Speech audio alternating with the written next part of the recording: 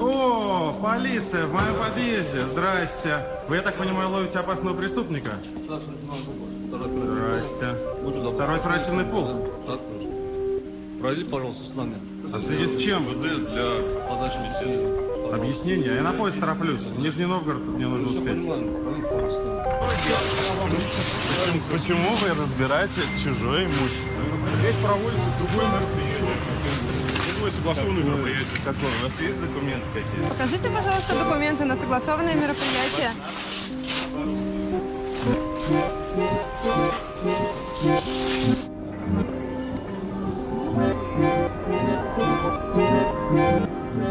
С днем рождения, Владимир Путин! Поздравляет вся тебя страна! Море счастья, радости, веселья! Все сегодня только для тебя! Однако все равно. Здрасте всем. Что, готовы? Да. К бою. В 2:20 они стояли на Калинина уже. Они это что? Автозаки. ОМОН и Росгвардии уже. Что они уже ночуют. Те автозаки ждут нас. Страшно. Глаза боятся, руки делают. Ну, страшно. Послушайте внимательно. Если нас вояжет полиция в форме, мы не сопротивляемся. Если по гражданке кто-то подходит, начинает выдергивать, мы сопротивляемся. Они не имеют права. Если будут казаки, тоже сопротивляемся. Они не имеют права. Поняли, да? Полиции не сопротивляется никто, иначе там статья будет тяжелая. Тебя схватили, тащат, я подошел, засадил и все. И дальше пошли. Так, ну, вроде пока что все нормально, да? Пока. Пока. Но, по крайней мере, не видно никаких людей странных. Серьезно? Ну, кроме тебя, конечно же. Широка страна моя родная, много в ней лесов малинных. Я другой такой страны не знаю, где такой найдется человек. Я другой такой страны не знаю, где такой. Праздник устроили в честь дня рождения Путина. Позорище. Ну, мы вроде туда сходили, там стоит 3 машины Росгвардии, ОМОН. Вызвали автобусы, в них Да, наклейку. Дежурят. Прикрой наклейку, Дежурят, пожалуйста. серьезно, Прикрой ну. наклейку на телефоне рукой. Стоят, болтают. целая армия стянулась. Как власти боятся простых мирных граждан? Как вообще можно говорить о какой-то демократии? А что здесь сегодня происходит? Здесь, ну как нам сказали, должны сдавать ГТО. А так, праздник, день рождения Путина. А когда вам сказали про это? Про что именно? Ну что сегодня здесь будет мероприятие? Нам сегодня. Я заплачу. Саму против. Тебе война с Украиной нравится? Так не он же начал. А кто начал? Украина начала? Америка спонсирует. Да что ты бред несешь, господи. Да. Ты в армии не был еще? Ну, пойдешь воевать. Или в Сирию, или на Украину. В интернете набери Артема Аверьяна. А? Никакой дисциплины. Они обязаны были предложить нам альтернативное место, они этого не сделали. Они плюют на закон раз за разом. Нам это надоело. Я предлагаю сейчас, и, безусловно, мы требуем освобождения Алексея Анатольевича Навального. Мы требуем... Спасибо. Еще кого? Алексея Анатольевича Навального! Россия без Путина! Россия без Путина! Россия без Путина! Свободу Алексею Навальному! Свободу Алексею Навальному! Путин вон! Путин вон! Путин вон! Путин вон! Путин вон! А кто это? Тетушки? Что, не видишь? Капюшоны. У кого капюшон на голове, тот боится народа. Это провокаторы! Милиция, примите меры! Это незаконно. Это незаконно закрывать лица на общественных местах. Вот, посмотрите. Вы что, не видите в масках люди? Развернитесь, пожалуйста, на 180 градусов. Вы не видите? Вы не видите? Позади вас 3 метров 20 с лишним человек в масках, капюшонах. Вы это не видите? Хотите, как было 6 Ну вы развернитесь, вы увидите. Одни же люди кидали. Да, пожалуйста, я вам не препятствую. Вы не видите? У меня слов нет. Почему? Вот они видны. Ладонь. Решение требует закон. Почему в маске? Почему ты бородатый? А? Почему ты бородатый? Ну слушай, бородатый ходить можно. Аллергия. Аллергия. Вот это команда аллергиков, да? Я требую, чтобы этих товарищей Снимайте. задержали. Полиция Потому что они бандитов на публичном привезла. мероприятии Людей закрывают бить. свои лица. Я не ошибся. Вот эти люди не могли ошибиться. Смотрите, что в Краснодаре творится. творится. Путин бандитов использует. Покажите, вы же за правду боретесь. Ну покажите свои лица. Вы же Россия. Они за деньги борются, им сейчас заплатят. Ебать, а вы не за деньги боретесь. Тебя видел, придурок, блядь. Ты что такой дерзкий на камеру? Ну пойдем и отойдем без камеры. Они угрожают. А что здесь? Вот они, правоохранительные органы. Здесь угрожающие люди. Заебал, закрой, нахуй ты орешь. Что ты нацепил на паху? Все, что ли? Я папаха. А ты гандон. Это моя национальная. Тебе папаха не нравится? У тебя рта нет.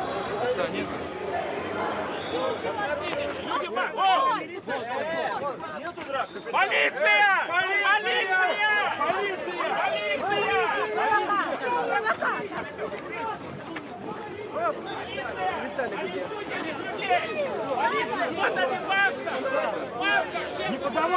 Не поддаемся на провокацию!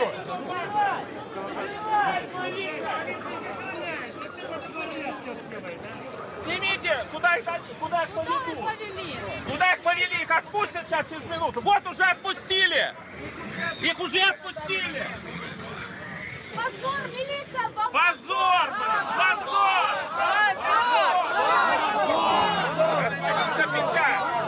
Да вы ничего не видите! Ваши сотрудники их оттащили! Да в маске тоже сотрудники.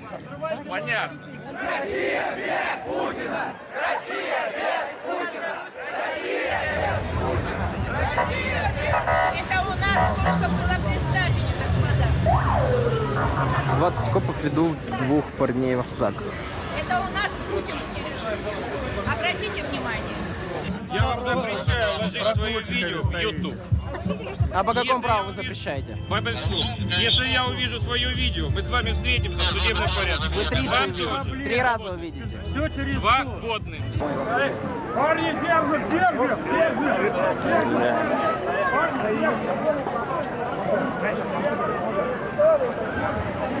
О, людей вообще, короче, пакуют вообще жестко. Что вы делаете? Блядь, просто людей прохожих. Охуеть, ну помогайте.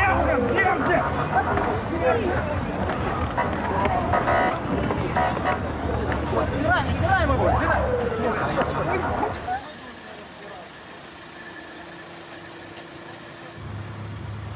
Так кого задержали в результате? Много. Почти всех, я так Ну, понимаю. не почти все. Сколько в этом УВД? Человек 8 точно. Я сначала пыталась косить под дурочку, как было написано, но мне не прокатило. Я даже плакала специально. Пытался их разжалобить. Как-то так. Удалось? Нет. А еще опознали после 26-го чоповцев. Таких. В одном из в тетушках, да? Несколько. Вот их задианонили. И... Так, это с митинга. Кто это были люди? Вот эти двое? Чоповцы эти двое. Чоповцы, да? Да. Фоточки их. Это из соцсетей. Они удалили потом свои аккаунты. И вот, в принципе, даже зафиксировано, как они работают. Это менты, со страниц их вычислили уже. Это снова титровки, чтобы фейсик часто не попадался. Тетушки — это общее наименование всех этих товарищей. Гопари вот обобщенное. Да. Они могут одновременно быть и футбольными фанатами, и нацистами, и скинхедами. Вот. Это обобщение. Их задача во время массовых мероприятий создавать провокации. Это тетушки! Это провокация! Это провокация! Ну, мразь!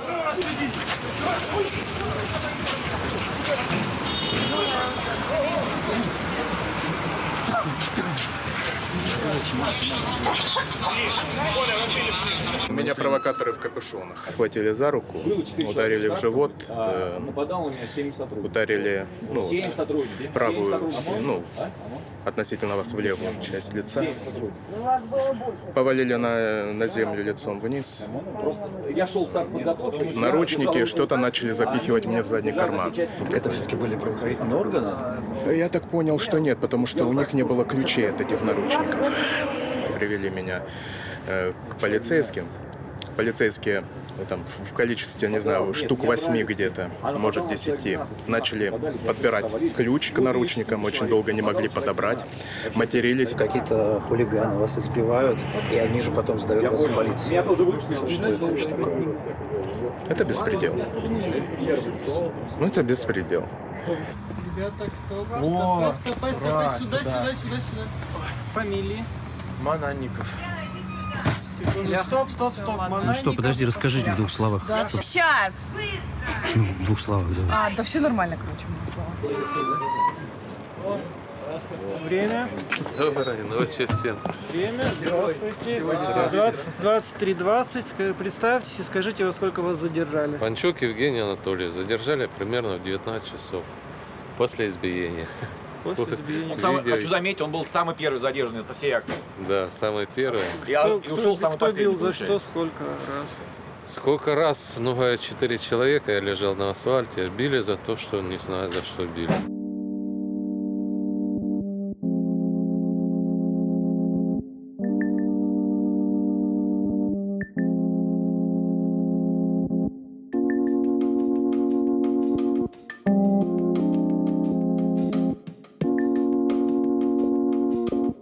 Как я к этому пришел вообще? Я думаю, как вообще приходит к этому большинство, наверное, той молодежи, которая за Навального сейчас. Не было бы интернета, был бы как Советский Союз, да, раньше, мы бы этого тоже не знали ничего. Мы бы считали, что Путин — это классно. И я тоже какое-то время, когда я был меньше, я думал, что Путин — это классно. Но я вырос и понял. Я начал сравнивать жизнь мою, чем я отличаюсь от тех же самых подростков в той же самой Америке. Но потом в итоге я зарегистрировался на Фейсбуке, начал находить всякие эти тусовки именно американцев. Американских подростков. И один парень мне сказал, я подрабатываю сам. Да я посуду мою, в ресторане. Я говорю, сколько ты зарабатываешь? Говорит, там $14 в час. Тут я так подумал, $14 в час. Посчитал, получил какую-то баснословную сумму, которую мне мама зарабатывает за полгода. Я такой думаю, что-то здесь не так. Я понимаю, что меня обманывают, но не пойму где. Тогда у меня начало что-то в голове меняться. Но я пошел не в ту сторону. Я как раз пошел в сторону Максима Марцинкевича, тесака. Мне, кстати, он до сих пор ставит ботиночки, они военные. В общем, я в них вдел белые шнурки.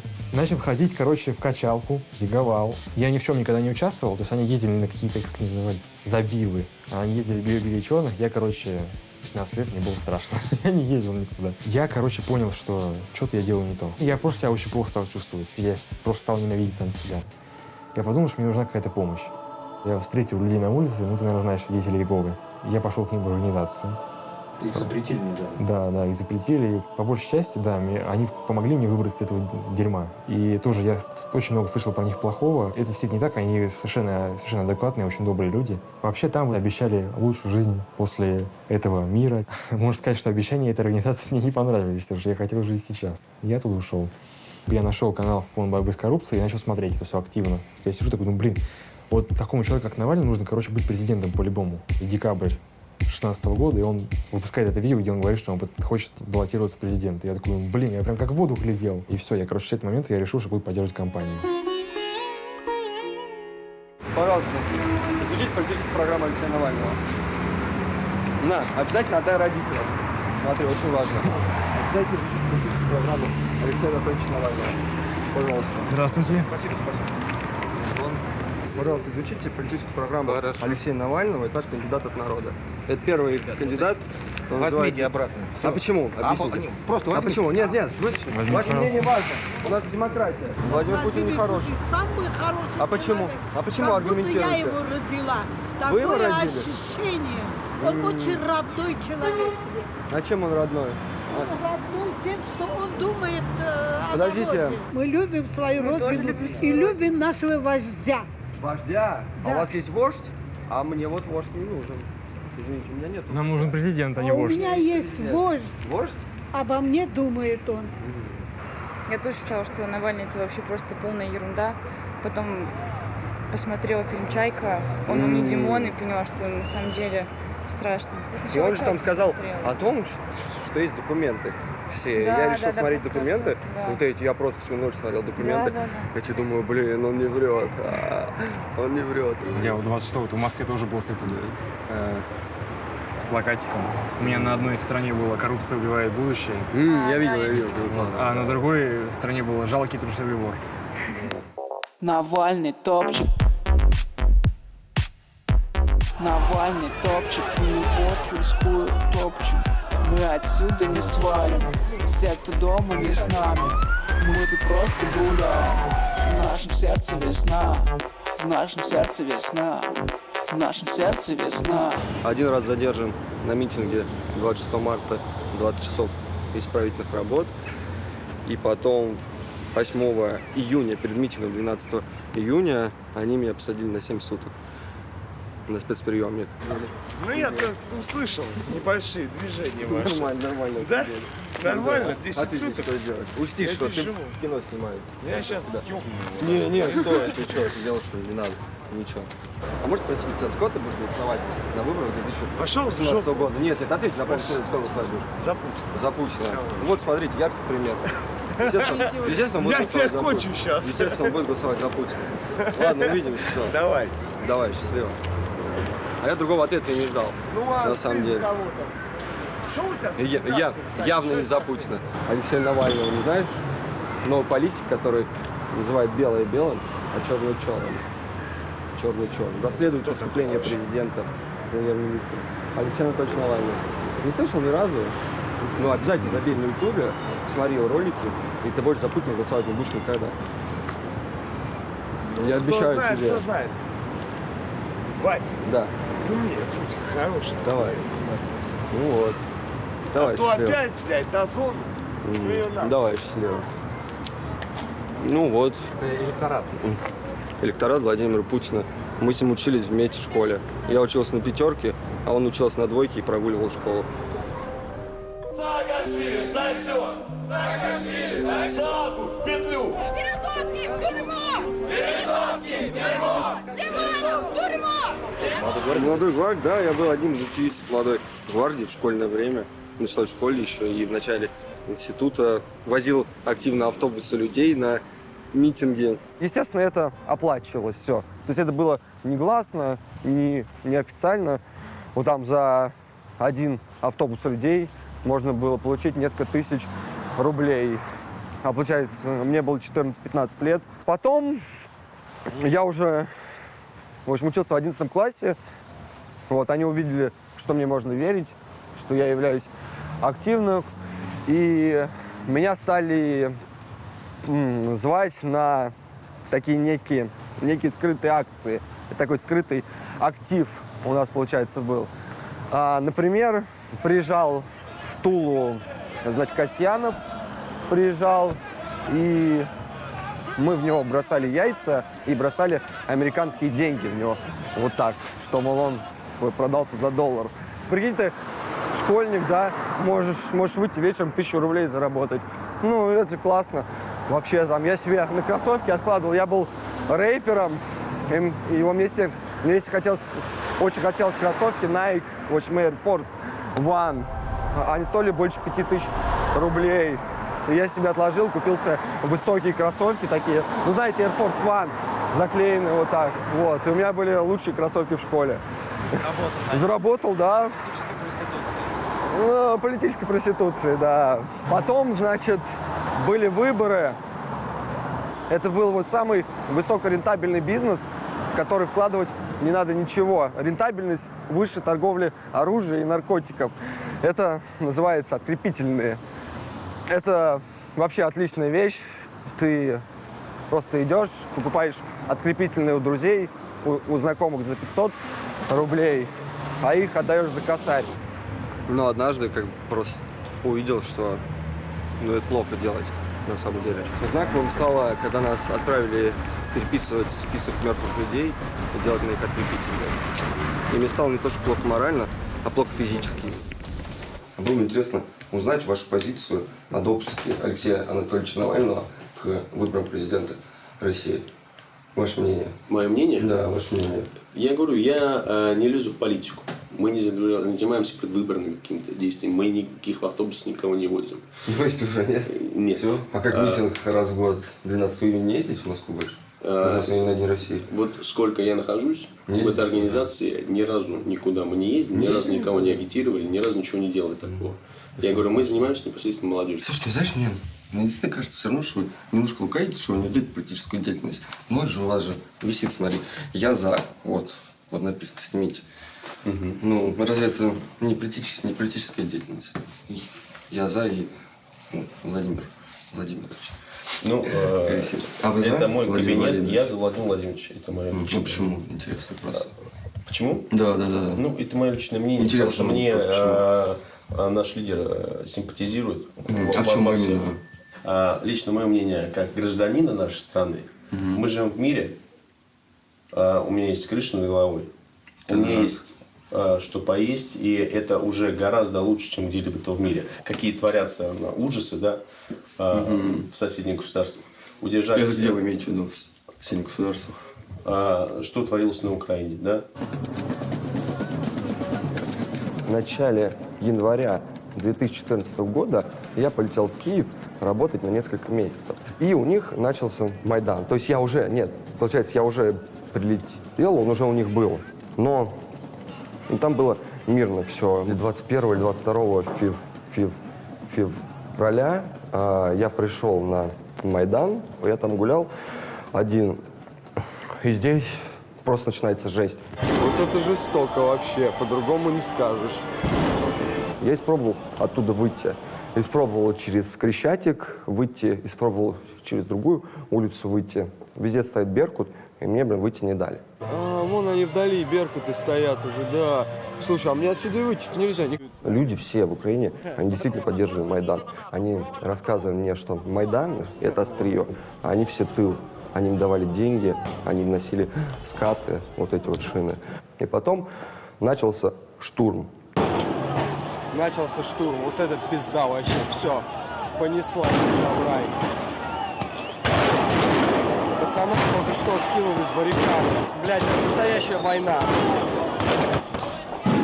Бля, ушам пизда вообще. Я вижу, как мимо меня носят раненых и убитых людей.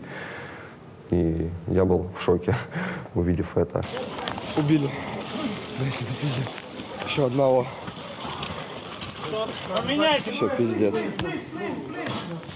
Все кроме священников, блядь, и врачей нахуй отсюда. Ну и получается, да, когда утром уже осталась у активистов одна площадь, и все, и начался очень опасный штурм. Я начал защищаться вместе с народом. Вот. Мужики, я сейчас за вами забегу, защит! Ведем врача. Убитых носят один за один. Это пиздец. Вы слышите? Снайпер нахуй. Как это психологически происходило? Из свидетеля стал участником, то есть как это происходит? Сначала страшно, очень. Притом происходит такое нервное состояние, что у тебя трясутся руки и ощущение, что прям скручивает, в общем, в животе внутренние органы от страха. А потом, не знаю, как объяснить это, в каждом у нас в мужчине есть какой-то инстинкт, наверное, воина. Ну, я всю жизнь был мирный, то есть, дрался я там в школе, в институте, да, я не был задирой, но просыпается как какой-то зверь внутри у нас, инстинкт, и есть враг, а есть ты. И все, и больше нет ничего. Давай, братец, давай! Назад идти нельзя! Только вперед, бля! Вот так вот. И плюс еще там много людей одновременно, и эффект толпы, он работает, да, естественно. Ощущение, что вы можете все вообще. Меня оглушило гранаты очень сильно, и у меня одно ухо нихуя не слышит вообще. Получается, что освободили. Я вообще не вижу нигде их Беркута. Это что, я не знаю, наверное, они выиграли. А почему мы выиграли? Что ты понял? Это же огромный опыт. А чтобы у нас не было об этом, нужно гражданскому обществу, что у нас в России зарождаться, начинает политически активно дать им свободу. Нужно дать. Естественно, нужно отсекать радикалов. А если люди идут и их митинг идет за то, чтобы расследовали деятельность Медведева, то я не понимаю, почему государство разгоняет их. То есть видишь, что гражданское общество как бы подавляет. Знаете, если на площадь вышло 100 людей, их можно задержать всех. А если миллион людей, ты с ними ничего не сделаешь. Я видел это сам. Это за оборону Крыма нам Аксенов дал. Ну, как бы мы защищали. А это я называю медаль за оккупацию Крыма. Эту медаль нам дал Шойгу. Медаль называется, вот читайте сами, за оккупацию Крыма. За присоединение, да? За присоединение, да. Эти медали я больше никогда не одену. А почему? Потому что я не ехал Крым оккупировать. Мне не надо чужое, я не вор. А что вы там тогда думали, делаете? Я же говорил вначале, защищать, пока установится там законная власть, порядок, мы должны были уехать. А мы, получается, нас использовали в темную. Вернулся, наградили нас, и тут же началась война с Украиной. И мы были все в шоке. То есть, если бы я знал, что всем это закончится, вот эту войну с Украиной, я бы никогда не поехал. Казаки для всех как пугало. Мы вас должны пугать, такие кровожадные. Да, есть у нас дебилы такие, но это 1%. Казаки свободные, а их в реестр загнали. А реестр — это враг казачества. Зачем это делать? Чтобы подавлять бунты в России. Так что нас готовят на убой собственным народом. Ты что, много телефонов? У тебя, блядь, много телефонов, а? А как вы у Навального оказались? Полухина там он, наш куриный подходит. Сегодня вечером в 5 часов открывается штаб Навального. Надо прийти по гражданке и их всех побить. А я слежу в интернете, мы же не в 17 веке живем, продвинутый как бы. И смотрел до этого митинги, что там были в марте. Там выходит кто? Студенты, учителя, врачи. А я такой, кого бить? Детей бить? Учителей, врачей бить? И у нас после сбора вышли, я как поднял шум, попробуйте только придите. Я приду в форме, при медалях, сяду в первом ряду, хоть одного троньте. Казачестве 25 лет. То есть не рядовой казак, не вчера туда пришел, участвовал во всех акциях, был в Южной Осетии добровольцем, был в Крыму. Как началось, я сам не ожидал. Ты что, в зал сел? Ты не имел права. Мы в реестре, мы все под властью, под Путиным, мы служим государству. А я с России служу, и родине Кубани, и вольному казачеству, своей нации служу. И тогда уже, когда начались конкретные наезды, вот это казаки собрались, и говорят, давай дадим пресс-конференцию и тебя поддержим. Началась атака на наш штаб, уже серьезно. У него спроси, а возил он гуманитарку? Они в панике, они принесли там муку, яйца, молоко. Халуи путинские! Халуи! Холопы путинские! Провокаторов всего было 3 человека в зале. А зашло туда человек, наверное, 20-30. И вот эти 3 стали на меня кидаться. Они были в форме чоповцев.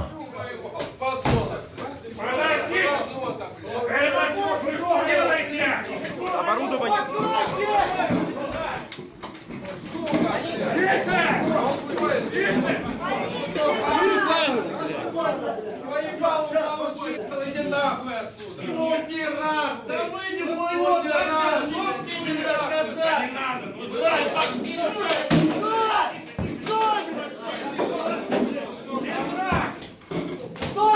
Мы опричники кремлевские. Нам дали команду фас. Вот что получается? Вы идите. Вот дали команду кому-то яйца кидать. Они стали кидать. Вот нас загнали. Мы должны четко быть под властью. А то, что мы нищие, это их не интересует. Что казаки те же дружинники за 5 лет, как была у них зарплата 25 тысяч, так и осталось, что им ни разу не подняли эту зарплату. То, что они работают на 2-3 работах, об этом не говорят. То, что сейчас ребята приходят с армии, работы нет, их отправляют в школы охранять. А кто тут охраняет? Это сторож. Вот сейчас четко указание, идите, охраняйте школу. Ну почему целый народ, казаки, мы народ, Как может народ работать сторожами?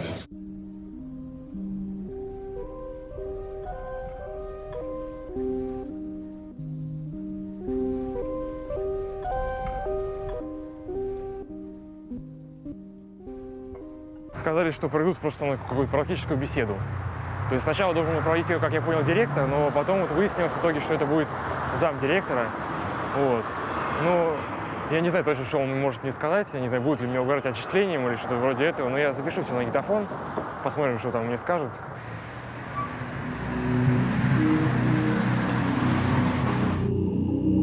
Звонят директор, я тебе расскажу.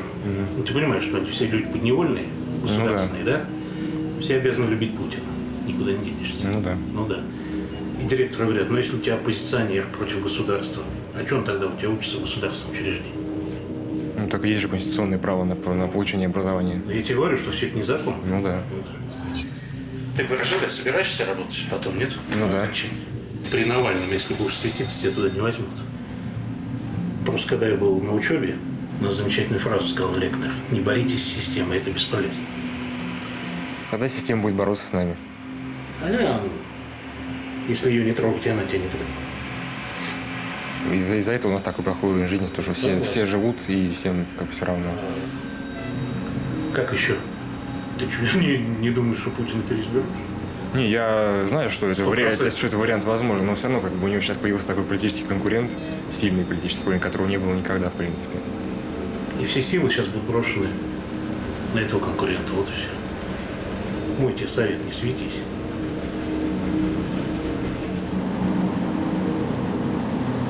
Компания немного тормозится в плане того, что как бы нет каких-то прям прямых таких указаний. То есть мы просто продолжаем агитацию, то есть люди приходят верифицироваться там.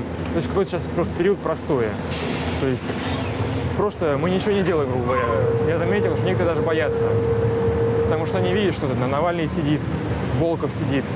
И как бы боятся тоже за себя. То есть они боятся попасть в спецприемник, грубо говоря.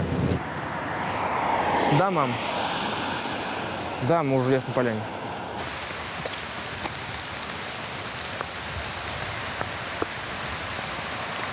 Но раньше, да, это была резиденция Брежнева. И вот он тут, именно в этом здании, вместе со своей свитой жил. Привет, мам. Сейчас тихий час. Дети все спят. Ну, вот, мне, в общем, это еще Ермаков, когда позвонил, он еще потом второй раз звонил в это министерство. Опять? Да, но меня не вызывали второй раз. Он сказал, что типа, ну, в министерстве, короче, говорят, чтобы они на меня давили. То есть не полиция говорит, а министерство. Министерство, да. Ну, это понятно. Боюсь, что это на какое-то твое будущее наложит отпечаток, и когда-нибудь это всплывет и вспомнится тебе. Даже при устройстве на работу. Вот, ну, если не устроить, ну, не устройся. Ну, за 20 тысяч работы тоже, какая разница. Мне там же не зарплата там 80 тысяч, чтобы я там за нее держался, за эту учебу. Тогда будем надеяться, что Алексей Навальный станет президентом, и ты будешь работать в РШД. Ну, это мы узнаем в марте только. Я воспитателем всю жизнь, уже 20 лет у меня стаж воспитателем. Все у меня по высшему, высший разряд, высшая категория. Да. 18 тысяч. Хотелось бы, чтобы повысили, но нам отказали, причем очень грубо отказали. Сказали, денег нет. Чего хотите? Ну, и так много денег вам платят. Да, денег нет. И в результате еще меньше стали платить. Еще меньше стали? Да. Почему? Ну, наверное, чтобы мы как бы больше не просили никогда. И никуда не лезли. Были довольны всем, что есть.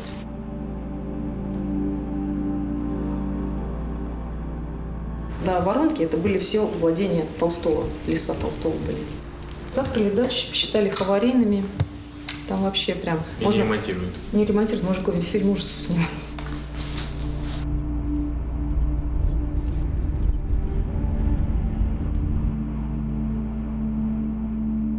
Но все равно, когда прихожу сюда, вот сколько уже, я не знаю, неисчисленное количество раз здесь был, но все равно ощущение, как будто я просто прихожу сюда как первый раз. Какое-то такое прям, я не знаю, ну прям не объяснить, как-то внутри прям такое ощущение. И как бы тут накладывается и сама красота этого места, и значимость, и то, что такой человек жил. прям, как я не знаю, такое ощущение очень необъяснимое, но приятное такое. Может, это и есть патриотизм? Ну, может быть, кстати. Может быть, так оно и есть. Но почему-то я не чувствую это в городе, там, не знаю. Хотя, допустим, Тула тоже, ну, старый город. Достаточно. Но когда я приезжаю в Тулу, я этого не чувствую. В такую погоду и осенью в этом городе еще более уныло. И еще более хочется уехать отсюда и не видеть всего этого. Смотрю, бурбон у тебя тут. Наблюдается культ Америки. Да. И, кстати, вот пустая бутылка из-под водки, которая сделана во Флориде. И вот что тоже. Умеешь? Да. Ну-ка.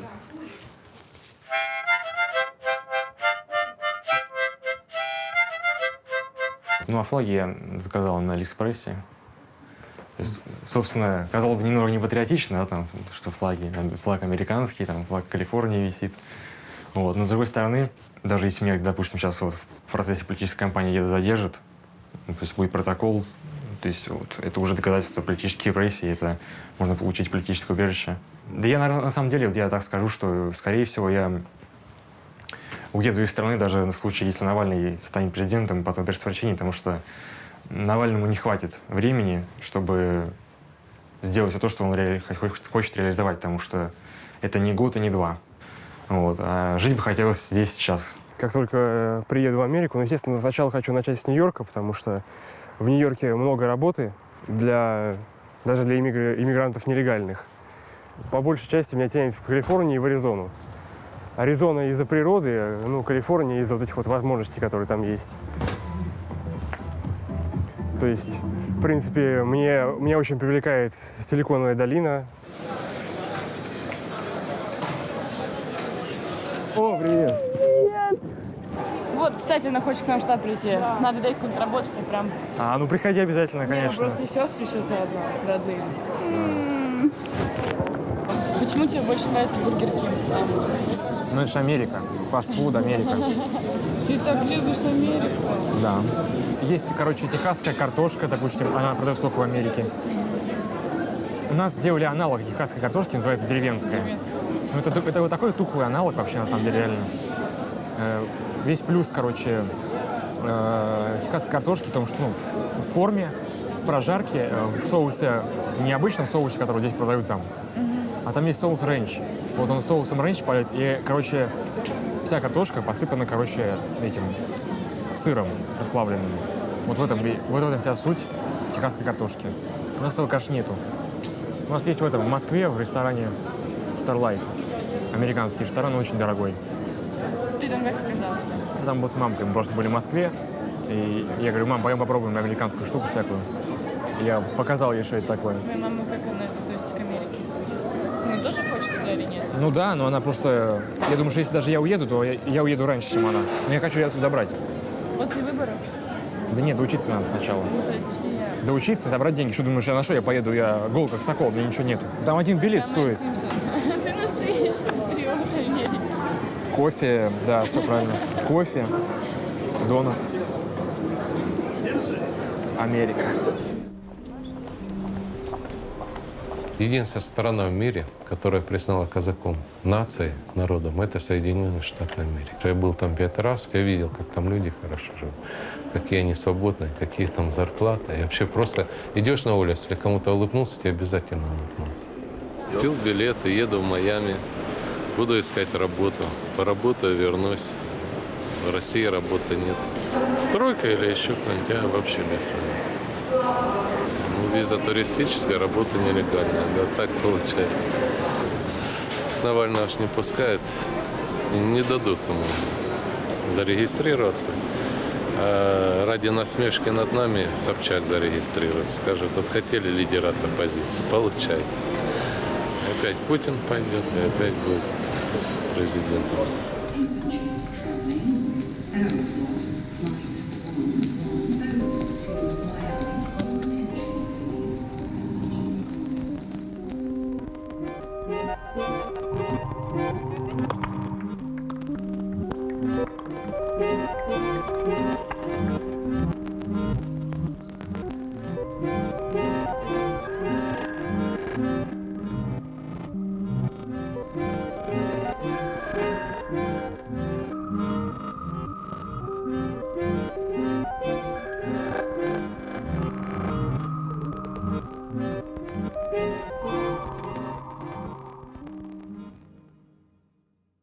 Репортажи, которые выходят только на дожде. Инвестируйте в правду. Оформите ежемесячный платеж на tvrain.ru/donate.